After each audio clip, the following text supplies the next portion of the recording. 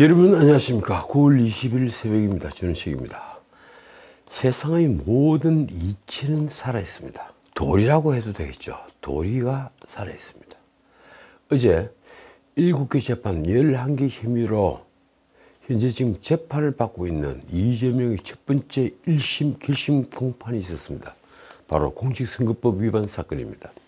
4년 전 2심에서 벌금 300만 원을 받아 사실상 정치승리이 끝났던 사건도 공직선거법 위반 사건이었습니다. 형을 정신병원에 강제 입원시켰다 그 여부가 문제가 된 거죠. 그때 이재명을 김만배와 권순일이 살려냈습니다. 권순일이 명색이 대법관인 권순일이 김만배에게 영혼을 판 것이 아니라면 자신이 주심도 아닌 이재명의 공직선거법 위반 사건을 전원합의체로 넘기는데 앞장을 섰겠습니까? 그 사건 전원합의체 심리를 하던 2달 동안 김만배는 일주일에 한 번씩 7번 권순일이 방을 찾았습니다. 머리를 깎으러 대법원 이발소에 간다는 핑계를 대면서 말입니다. 그리고 무죄 취지로 파기환송을 한 다음 날 마지막으로 김만배는 권순일이 방에 갔습니다. 이런데도 대법원은 당시 재판연구원들의 의견서를 내놓지 않습니다. 이 재판연구원들이 처음에는 상고기각 의견서를 냈다고 그러죠. 그런데 권순일이 계속해서 무죄 취지로 다시 의견서를 만들어야 된다고 얘기를 하니 무죄 취지 의견서를 누군가가 냈다고 합니다. 그 의견서를 지금 대법원은 공개를 하지 않습니다. 들여놓고 버린 이 추악한 재판 거래를 검찰도 수사하지 않고 김명수 대법원은 처음부터 눈을 질끈 감았습니다. 모두 공범민이 그런 것입니까? 어쨌든 그 공직선거법 위반 사건은 당당하게 무죄 판결을 받았습니다. 이재명은 문자 그대로 기사회생했습니다. 그런데 이재명을 기다리고 있는 것은 그 공직선거법 위반 사건보다 몇십 배, 몇백 배 더한 파렴치 범죄에 대한 수사와 기소였습니다. 여기에는 대장동, 백인동 같은 개발 비리도 있고 게이트라고 불리는 대장동 게이트, 백인동 게이트가 있고 성남FC 후원금이니 상방울 대북송금 같은 뇌물 혹은 제3자 뇌물 사건도 있습니다. 그 11개 범죄 외에 아직도 수사 중인 정자동 호텔 사건, 이건 토지 용도를 5단계나 상향을 시킨 사건입니다. 그리고 경기도 법인카드로 소고기부터 샴푸까지 사들인 아주 저급한 파렴치 범죄도 있습니다. 도대체 그 짧은 기간 안에 얼마나 많은 죄를 지은 것입니까? 얼마나 공사구분을 하지 않고 얼마나 범죄 의식이 없었으면 이렇게 많은 죄를 범한 것입니까? 아마도 보통 사람들이라면 견디지 못했을 것입니다. 그런데다 검사의 수사가 아니라도 대장동 게이트와 백인동 게이트는 언론의 추적으로 진실이 거의 다 드러났습니다. 대장동 게이트는 이재명이 말한 것처럼 당군 이래 최대 공익 환수가 아니라 5,503억이라고 했습니까? 그런 공익 환수가 아니라 50억 클럽을 뒷배로 한 단군 이래 최대 사기극이었습니다. 그 50억 클럽에는 대법관이 있고, 그러니까 권순일 같은 대법관이 있고 검찰총장이 있었습니다. 김수남 같은 검찰총장이 있었습니다.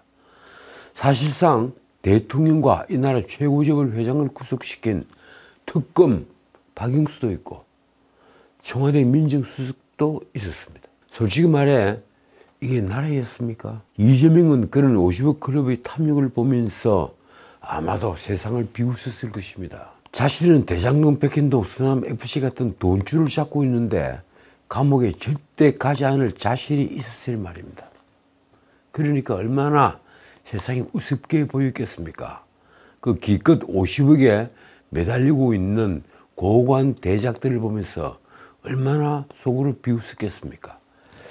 그런데 이제 모든 것이 끝나가고 있습니다. 이번 공직선거법 위반 사건 외에도 이달 30일엔 다시 위증교사 사건 결심 공판이 있습니다. 아마 그 사건도 징역형이 구형될 가능성이 매우 큽니다. 무엇보다도 죄질이 대단히 좋지 못한 데다가 이재명은 일절 반성하지 않습니다. 그리고 이재명이 결정적으로 맞닥뜨릴 사건은 아마도 상방울 대북송금 사건일 것입니다. 이 사건의 공범이자 하수인이었던 이화영은 이미 수원지법 합의 11부에서 징역 9년 6개월을 받았습니다. 신진우 부장판사죠. 그렇다면 대북송금 수혜자로서 비유를 하자면 몸통인 이재명은 얼마를 받게 될까요? 하수인인 이화영이 물론 대북송금 하나만으로 처벌받은 건 아닙니다. 뇌물도 있습니다. 9년 6개월을 받았는데 몸통인 이재명은 얼마를 받게 될까요? 이 위험성을 알고 있는 이재명은 이 사건을 대장동 백인동 게이트와 위례 신도시 개발 비리 성남 FC 사건 이렇게 크게 병합이 된 사건이 있습니다. 그 병합된 사건과 다시 거기에다 병합을 해달라고 대부분의 신청을 했습니다. 그러나 대법원 일부는 칼처럼 자랐습니다. 자, 검찰은 20일 이재명의 선거법 위반 사건 결심 공판에서 징역 2년을 구형했습니다. 2022년 9월 기소를 한 지 만 2년 만입니다. 저는 어제 OBS 방송에 나갔는데 어쩌면 검찰이 징역형을 구형할지도 모르겠다. 이렇게 방송에서 말을 했습니다. 제가 제대로 예측을 한 셈이 됐습니다. 이재명의 공직선거법 위반 내용이 좋지 못하기 때문입니다. 그러고 보니 이 사건 수사검사도 저와 생각이 같았던 모양입니다. 어제 서울중앙지법 형사 34부에서 열린 결심 공판에서 검찰이 논고는 추상 같았습니다. 이 대표에게는 형을 감경할 사유가 전혀 존재하지 않는다. 가중할 사유만 있을 뿐이다. 검찰은 구형 의견에서 이런 말도 했습니다. 피고인은 20대 대선 과정에서 대통령 당선을 위해 전 국민을 상대로 반복적으로 거짓말을 해 사안이 중대하다. 상대방이 다수이고 전파성이 높은 방송에서 거짓말을 반복했기에 유권자 선택에 지대한 영향을 미쳤음이 명백하다. 김문기를 모른다고 말한 첫 방송이 SBS 방송이었죠. 바로 그 전날 김문기는 성남도시개발공사 자신의 사무실에서 변사체로 발견이 되었습니다. 솔직히 어제 이재명이 구형받은 징역 2년은 중형이 아닙니다. 그래도 대부분 벌금형을 구형받는 공직선거법 위반 사건에 이번에는 징역형을 구형을 받았으니 그것만으로도 이재명은 어제 몹시 충격을 받았을 것입니다. 검찰의 논고 내용이 이렇습니다. 법은 지위 고하를 막론하고 불법성 정도에 따라 원칙대로 적용돼야 한다. 그러면서 추상 같은 꾸짖음이 따라붙었습니다. 이 대표의 신분과 정치적 상황에 따라 공직선거법 적용의 잣대가 달라진다면 공정한 선거를 통해 민주주의를 실현하고자 하는 공직선거법의 입법 취지가 무너진다. 이재명은 변명마저 내려놓았습니다. 이 구형에 앞서 진행된 피고인 신문에서 이재명은 국정감사 당시 발언을 이렇게 변명을 했습니다. 말이 좀 꼬였다. 당시 수년간의 복잡한 일에 대해 7분 안에 답변을 해야 했다. 그래서 압축적으로 말을 하다 보니 얘기가 꼬인 건 있다. 이재명은 뒤이어 이런 변명까지 쏟아냈습니다. 국토부 공무원이 직무유기로 문제 삼겠다 이렇게 표현을 한 건 아니고 이런 식으로 압박을 하더라. 직무유기 이런 걸 문제 삼겠다 이렇게 표현을 했다. 누가 언제 이렇게 했다고 구체적인 이야기를 한 게 아니다. 글쎄요, 제가 이 대목을 곰곰이 생각해 봤는데 국토부 공무원이 협박을 한 게 아니다. 뭐 이런 취지로 진술을 한 것이 아니라 자기는 협박으로 들었다. 이 얘기를 하는 겁니다. 결국 국토부 협박이 없었다는 성남시 공무원들 증언의 신빙성이 쟁점이 되었습니다. 이재명이 주장이 이렇습니다. 도시계획과장 A씨가 국토부에 계속 불려다니며 가장 압박을 받았을 것이다. A씨에게 직접 물어보니 국토부에 많이 깨졌죠 라고 하더라. 그런데 A씨는 작년 12월 법정에서 정반대의 증언을 합니다. 압박을 느끼지 못했다. 그리고 이재명에게 깨졌다고 말을 한 적이 없다. 이렇게 증언을 했습니다. 결국 검사가 이를 지적하자 이재명은 허위 진술이라며 검찰이 A씨를 기소하지 않는 조건으로 압박을 한 것 아니냐 이렇게 주장을 했습니다. 검사가 또 공무원들이 일치단결해서 국토부 협박이 없었다고 피고인을 음해할 이유가 있느냐 이렇게 묻자 이 대표의 답변이 또 이렇습니다. 검찰이 무서웠겠죠. 재밌는 것은 검찰이 이재명이 김문기를 몰았다고 한 이재명의 입장과 같아 보인다면서 이문세가 부른 사랑이 지나가면이라는 가요의 노랫말을 법정 안의 PPT 화면에 올린 것입니다. 왜 그랬을까요? 그 사람 나를 보아도 나는 그 사람을 몰라요. 그대 나를 알아도 나는 기억을 못합니다. 이 멜로디 다들 알고 계시죠? 저도 한참 웃었습니다. 이 검찰은 김문기 씨가 뉴질랜드 출장 당시에 가족과 했던 영상통화도 법정에서 재생을 했습니다. 영상 속에는 김문기 씨가 살아 있어서 이런 말을 했습니다. 시장님하고 본부장님, 이제 본부장님은 유동규입니다. 시장님하고 본부장님하고 골프까지 쳤다. 너무 재밌었고 좋은 시간이었다. 자기 딸에게 그런 자랑을 한 겁니다. 그런데 이재명은 처음부터 자신이 무죄라는 일종의 확신을 가진 것 같습니다. 그는 어제 오전 서울중앙지방법원에서 열린 공직선거법 위반 사건 결심 공판에 피고인으로 출석을 하면서 그 앞에 기자들이 많이 기다리고 있는데 모처럼 기자들이 질문에 대답을 했습니다. 평소 같으면 그냥 법정으로 걸어 들어가는데 어제는 서서 자기 의견을 말하고 그리고 기자들이 몇몇 질문에는 답변을 하고 그리고 들어갔습니다. 이재명은 우선 세상 일이라는 게 억지로 조작을 하고 만든다고 만들어지는 게 아니다. 이렇게 말을 했습니다. 검찰이 이 사건 자체를 계속 조작하고 만들었다는 주장입니다. 검찰이 자신을 정치적으로 매장하기 위해 사건을 조작한다. 이런 주장을 한 겁니다. 그는 어제 오전 10시를 좀 지나 한 15분 지나서 박찬대 원내대표와 함께 중앙지법에 도착을 했습니다. 이재명은 김병주, 전현희, 민주당 최고위원들이죠. 이런 사람들과 악수를 한 후에 입장문을 발표했습니다.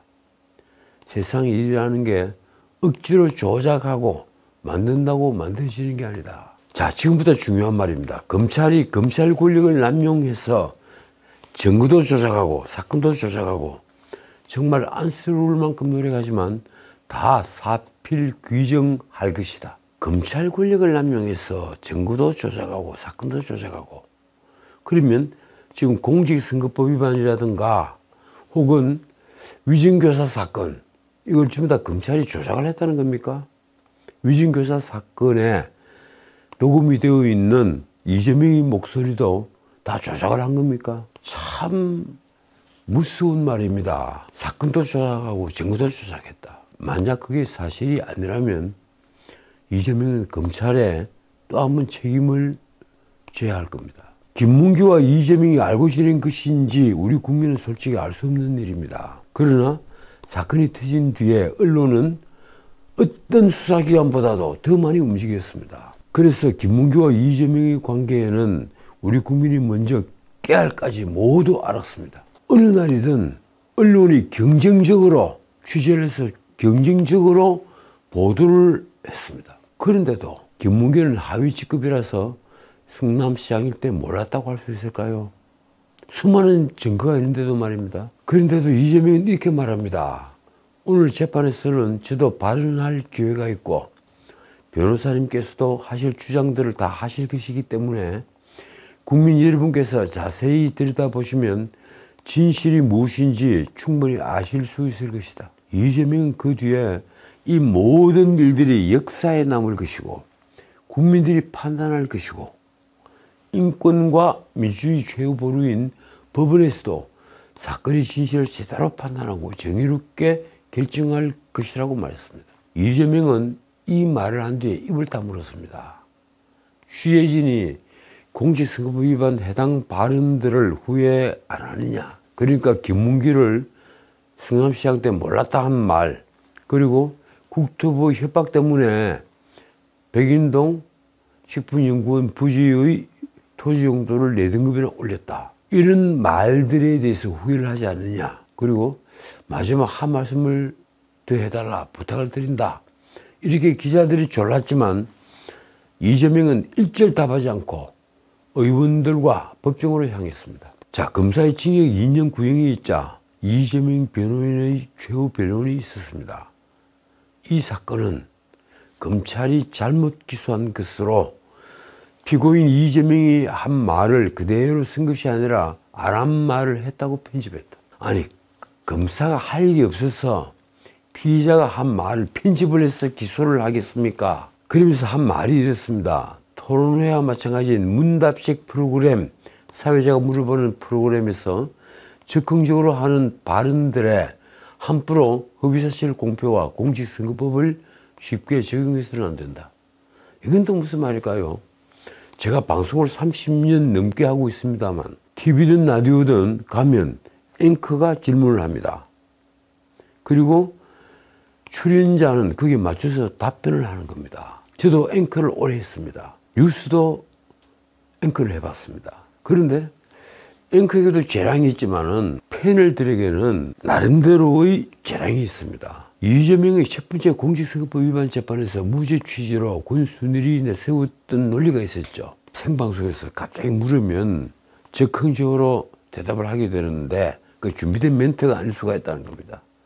그래서 한 실수는 사실 진위가 아닐 수 있다. 뭐 이런 얘기들이었습니다. 말하자면 이재명이 김문기를 몰랐다고 한 것은 적극적인 답변이었다는 변호사의 말입니다. 이재명은 그 뒤에 최후 진술에서 이렇게 말했습니다.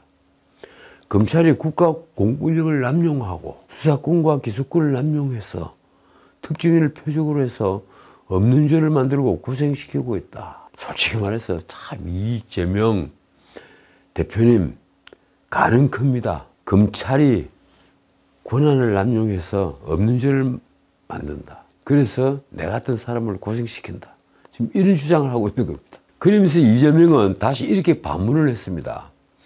제가 이 나라의 적인가? 저는 이 나라의 국민이 아닌가? 제 생각은 이 나라의 적도 아니고 국민도 아닌데 이 나라에서 제가 알기로는 범죄를 저지른 것은 확실한 것 같습니다. 이재명 그 뒤에 이렇게 덧붙였습니다. 제 개인적 삶이 어떻게 될지는 저도 알 수 없다. 그러나 분명한 것은 최소한 이 사건에 대해 말씀을 드린다면 제 기억에 어긋나는 거짓말을 일부러 한 적이 없다. 누명을 썼다고 생각한다. 이 누명을 썼다고 생각하는 것 때문에 지금 위증교사 재판을 받고 있죠. 그 말을 잘못했다가 또 선거법 위반으로 기소가 됐는데 정인에게 정은을 좀 이렇게 해달라 이렇게 교사를 했다가 위증교사가 된 겁니다. 재판장은 이재명의 공직선거법 위반 혐의에 대한 1심 선고를 11월 15일 오후 2시 반에 한다고 고시를 했습니다. 결국 기소 2년 2개월 만에 1심 선고가 나오는 것입니다. 자, 오늘은 여기까지입니다. 이재명은 현재 7개 사건, 11개 혐의로 4개의 재판을 받고 있습니다. 그리고 아직도 경기도 법인카드 유용 사건과 그리고 정자동 개발 비리 등에 대한 검찰 수사도 받고 있습니다. 이 사건들은 하나같이 정치적 사건이 아닙니다. 이재명은 정치범이 아니라 횡령, 배임, 뇌물 등등등 이런 잡범인 것입니다. 다들 아시겠지만 공직선거법 위반으로 벌금 100만 원 이상의 형이 확정이 되면 이재명은 의원직을 자동 상실하고 5년간 피선거권이 제한됩니다. 그 경우에 2027년 대선에도 물론 출마하지 못합니다. 그리고 민주당은 지난 대선 선거 비용으로 보전을 받은 434억 원을 중앙선거관리위원회에 반환을 해야 합니다. 자, 마지막으로 제가 정말 궁금해하는 점이 있습니다. 그것 좀 말씀을 드려야 되겠습니다. 왜 우리 국민은 이재명이 자신이 살고 있는 분당 대신에 계양을로 가서 국회의원에 출마하는 것을 문제 삼지 않은 걸까요? 저는 지금도 궁금합니다. 그것도 계양을 터줏대감인 송영길을 서울시장에 출마하게 하면서 말입니다. 송영길은 그 잘못된 선택으로 정치 생명이 사실상 끝났습니다. 민주당을 탈당을 해서 소나무 당이라는 당을 만들었죠. 자, 둘째, 지난 총선 때 민주당에서 공공연하게 벌어졌던 사당화를 왜 아무도 문제 삼지 않는 걸까요? 적어도 사당화는 범죄입니다. 만약 인위적인 잣대로 선량한 경쟁자를 낙마시켰다면 그것은 아주 엄중한 선거 범죄입니다. 사당화의 방식에 불법이 개입되었다면 당연히 처벌을 해야 합니다. 그런데 사당화를 규탄하고 배명 행사를 비난하는 사람들은 많지만 왜 아무도 이를 바로잡으려 하지 않는 걸까요? 이러니 도적이 몽둥이를 드는 적반하장, 이 도적이 몽둥이를 드는 걸 적반하장이라고 그러죠. 이 적반하장 형국이 벌어졌습니다. 어제 이재명이 법원에 들어가면서 증거도 조작됐고 사건도 조작됐다 이러면서 사필 규정을 외친 것이 바로 그 적반하장입니다. 저는 그렇게 생각합니다. 지금까지 전식이었습니다.